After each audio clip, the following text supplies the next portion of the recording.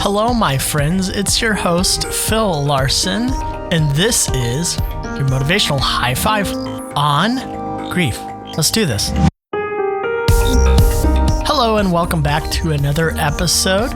These episodes are designed to be short and to the point, something to take home and take into your life, and hopefully you will find these shareable as well. If anything you hear on here makes you think of, a friend could really use this right now, send it to them. I find this happens a lot with this podcast, and it's really a good way to actually spread the message of the podcast as well. Today, you're going to hear from Carmen Callender. Carmen is one of my regular contributors, and I really enjoy the things that she has to say. Her really humble voice, but her vast experience goes a long way. I know Carmen would agree with me and others who contribute on this podcast that this podcast, you may find it helpful, but it isn't the end-all be-all. I always encourage people to go the extra step if you need to and bring in a professional counselor if it helps you to go the next step. That being said, your motivational high five has teamed up with BetterHelp to bring you 10% off your first month of counseling. If you go to betterhelp.com/YMH5, use the number 5, you get 10% off your first month. BetterHelp is online counseling done right. It gives you multiple ways to contact your counselor and communicate with them over the course of the month. It can get you matched with a counselor in 24 hours, and if it doesn't seem to be working with this counselor, that's fine. They'll get you connected to another one quickly. Again, that's BetterHelp, H-E-L-P, help, betterhelp.com/YMH5. Use the number 5. And now I want to tell you about Carmen. Carmen is a mother of 2 and the wife to who she calls the man of her dreams that she met in the 5th grade. She's been a K-12 arts educator for over 15 years and serves as a worship leader at her church. She has a small business that makes inspiring murals and window art that bring people together. She also writes and records songs about the things that are important to her, and she's released them on all the streaming platforms. Find her on social media and her music by searching Carmen Callender. That's Callender with 2 L's. And here she is.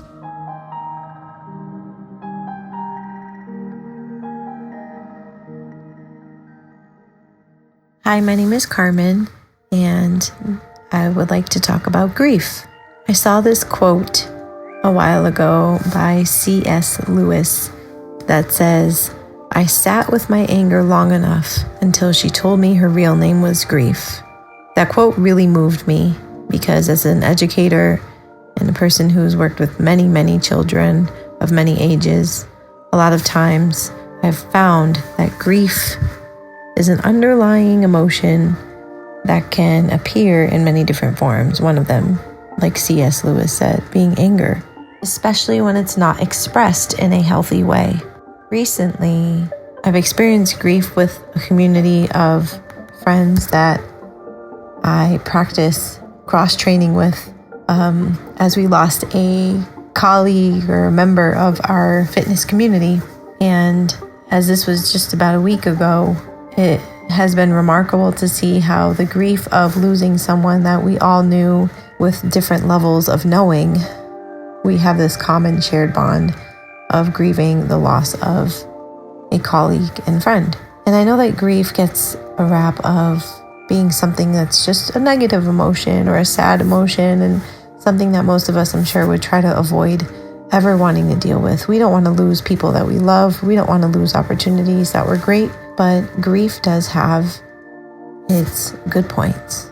It wasn't until changing careers that I understood that you could actually grieve an experience. You could grieve the loss of a community. You could grieve a move or a transition.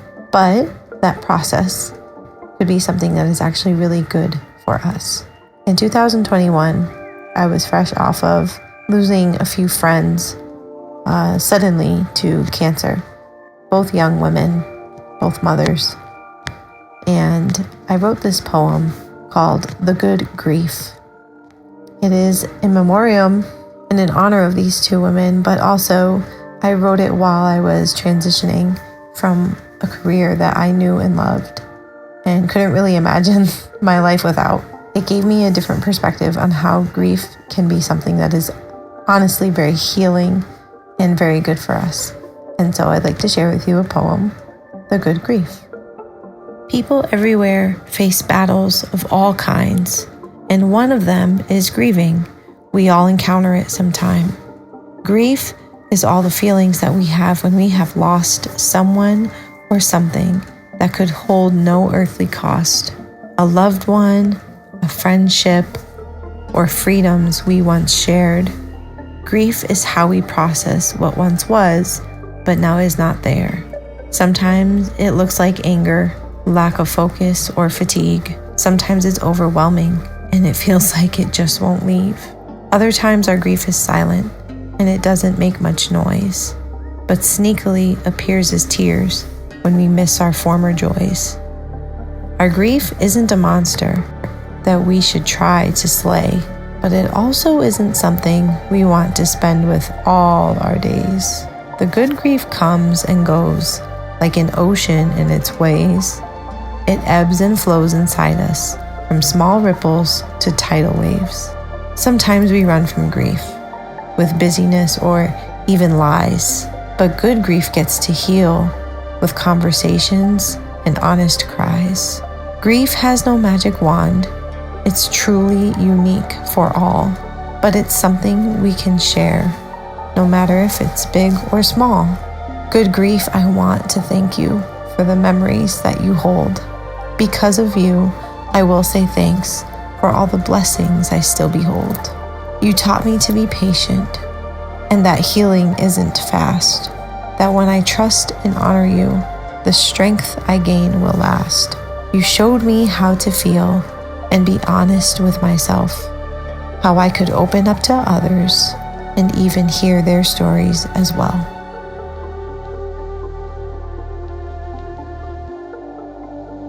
I hope that this poem and these thoughts that I've shared about grief help you realize that grieving is a natural process that we all must go through. And no, we don't all go through it the same exact way, but it is a healing process, and it can be a uniting process. It can be a uniting experience when we allow ourselves to go through it. It can be small things like when it's time to change over the clothes in your children's dressers and you see all the things that they don't fit anymore, and you get that little bit of sadness. That can be a healthy form of grief. It's a realization that they're growing up and the missing of what once was in their little tiny state, but also a moment to reflect on the fact that, wow, they're growing and they're thriving, and that means I must be doing something right. And so grief and gratitude often are partners in what they do in our hearts and in our minds. And so I challenge you not to run away from grief, but to embrace it and to balance it out with a healthy dose of gratitude so that you can truly experience the good grief. Carmen, thank you for sharing. I'm going to repeat that quote by C.S. Lewis that she said at the beginning of her recording. I sat with my anger long enough until she told me her real name is grief. Grief can take the forms of many faces, of many feelings, of many what you might find reactions to things. And one thing that quote, C.S. Lewis, invites us to do is to sit with it. I liked that. Sit. He sat with his anger long enough until he realized her real name was grief. Grief asks us to slow down a little. It might be that we're going too fast because our bodies are smart. They keep record of everything that has happened to us, and they might come up in signs that say, oh, something's wrong. My heart is racing. Maybe I'm stressed. Oh, okay. Well, let me sit with that for a second. Let me find that out. I am having panic attacks. Okay, where's this coming from? Sometimes we're not always tuned into our emotions, and that's okay. Sometimes we need to do what C.S. Lewis did and sit with it to find out what's really going on. And grief is tricky because grief takes the form of many feelings, which Carmen touched on. And she also pointed out there's good qualities of grief, that it might help us grow. It might help us resolve some feelings about a situation, about something like moving and an experience that we can grieve, like a job change, like things that may not happen to do with losing someone, but maybe losing something, finding a new normal, which can take time, which may cause us to want to try to move past it, to move fast. But again, back to that quote, we got to sit, and we got to wait, and we got to tune in here. But grief is tricky. And her poem was awesome. I'm really grateful for it, because the line where she talked about where grief isn't a monster that we should slay, but it also isn't something we want to spend with all of our days. Grief is tricky in that we have to find the balance of tuning in, to let go. That is what grief is. We must lean in, and we must allow our body and our emotions to go through what it needs to go through. And we must do that to truly move beyond. One of the mantras in my household is, the only way out is through. And with grief, that sings really true. You cannot go around it. You cannot go under it. You cannot go over it. You must go through it to get out. And getting out isn't meaning forgetting. No, or we can't do that. That's kind of impossible. Getting out is learning to accept. The stages of grief that have become popular over the last several years ends on the last stage, which is acceptance. The last stage isn't forgetting. The last stage isn't never returning. The last stage is acceptance. One of the things Carmen said is that healing isn't fast, and grief happens when we need to heal, right? And healing is a slow process. It isn't fast. It can't be forced through.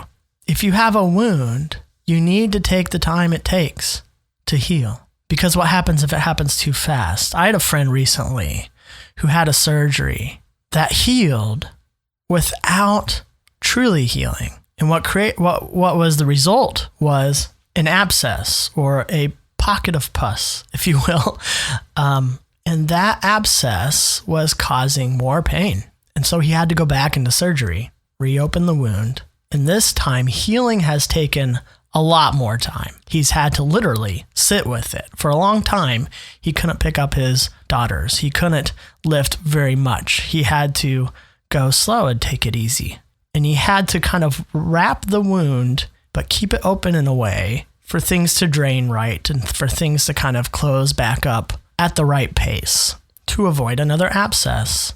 And so grief has to happen that way. But the great news is that truly going through it, and not alone, and not being swallowed up with it, again, it's not something we want to spend with all of our days, but truly going through with it, allowing the healthy pace, which I would argue happens in a healthy community who loves you and supports you no matter what, but also is willing to bring their truth and experience into it, and you're willing to accept that experience and truth.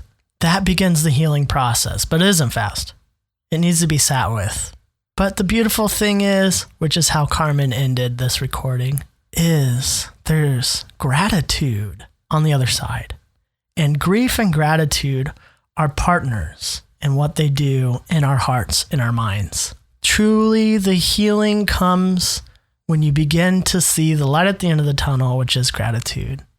And you see how the grief has helped you grow, has helped you heal, has helped you now become a stronger individual, a more whole individual, which is interesting because you go, well, I didn't have this pain before, and now I have this pain. Well, it's healed pain. And healed pain is wisdom. There it is. I had someone tell me that. Interesting. That just came to me right now as I was talking, and I had someone tell me that about a month ago, that wisdom is healed pain. And as I'm talking here, that's what came into my mind. And so I don't know, someone needs to hear that. Healed pain is wisdom. Wisdom is healed pain. And so, my friends, this is how we grow. This is how we get better. This is how we become more wise. We grieve. We go through it. We experience the healing. The pain is healed. We've grown to become more wise. We didn't rush through it. We sat. We took the time it took. The only way out is through. We chose to grieve. We chose to grieve. It's kind of a choice because you can ignore it, but it kind of comes back in the body. It comes back in your emotions. It may surprise you. Wisdom is healed pain. Hang in there. Stick with it. Grief is hard because it's cyclical. It doesn't just go away. The first year is kind of hard because it's like, right? It's like the new normal. Everything's first. Like it's the first time you don't have them here for this holiday, or it's the first time you're experiencing this holiday in your new normal. But then every year it happens again, right? Something like that. Someone reacts in a way that flashes you back to what caused the trauma in the first place. Grief. We're triggered all the time. And that is to be accepted. That is to be, dare I say, welcomed. Because guess what? It's going to happen and it's outside of our control. But now you're healing, and maybe you are healed or have healed or will continue to experience healing again. Every time that wound gets a little flicked or opened up a little, you heal. You create a new scar, but it's healed. You're feeling less pain all the time because you're becoming more wise. And you take from that wisdom and you give it away to those who need it because you say, I was there. I know what it was like to be there. And here's what I have.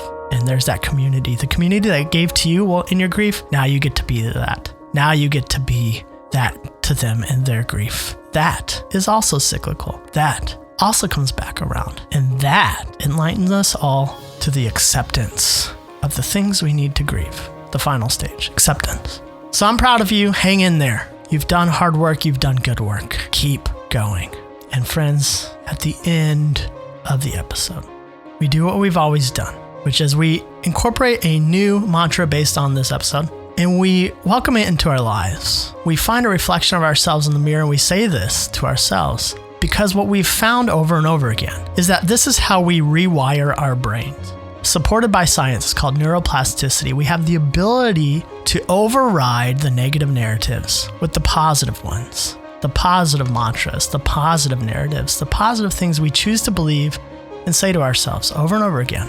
And thank goodness this is even possible because we begin to heal our pain. And guess what? We become more wise. So when you find a reflection of yourself, say this to yourself.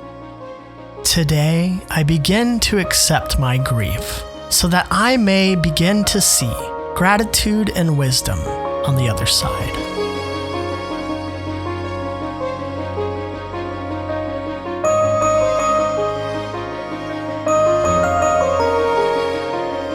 Friends, the good news is there's another side. If the quote, the only way out is through, discourages you, I totally understand it. However, there is a way through. There's the joy. Grief is not a brick wall. We can make it that. We can get stuck there. But again, it is not something we want to spend with all our days.